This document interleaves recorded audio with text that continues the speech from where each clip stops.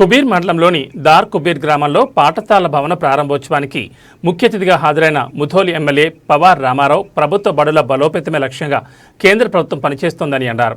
52.20 లక్షలతో మన ఊరు మనబడి పథకంలో నూతనంగా నిర్మించిన పాఠశాలను ఎమ్మెల్యే ప్రారంభించారు. ప్రభుత్వ పాఠశాలలో చదివే విద్యార్థులకు నాణ్యమైన విద్య అందించాలని ఉపాధ్యాయులకు ఎమ్మెల్యే సూచించారు. సకల సౌకర్యాలు కలిగిన ప్రభుత్వ పాఠశాలలో తల్లిదండ్రులు తమ పిల్లలను చదివించాలన్నారు.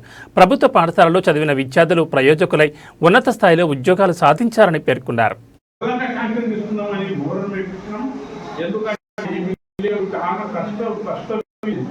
ఇలా 50 క్వింటల్ ప్రతి ఎకరానికి మక్క తీస్తారు.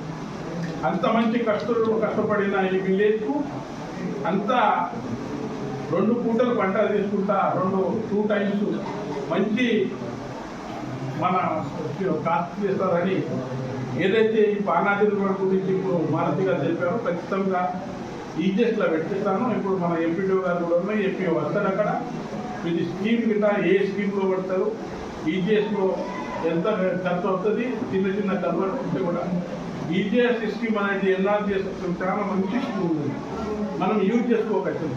మన ఏదైతే లేబర్ కాంపోనెంట్ ఉంటుంది ఆ లేబర్ 10 లక్షల పని ఆ రోడ్డు చేస్తే 3.5 లక్షలు మనకు గ్రావెలింగ్ వేయడానికి మన సెంట్రల్ గవర్నమెంట్ అన్ని అది మీరు పూర్తి చేసుకుంటే మన నియోజకవర్గంలో ఒక్క పాండాది రోడ్డు కూడా ఉండదు.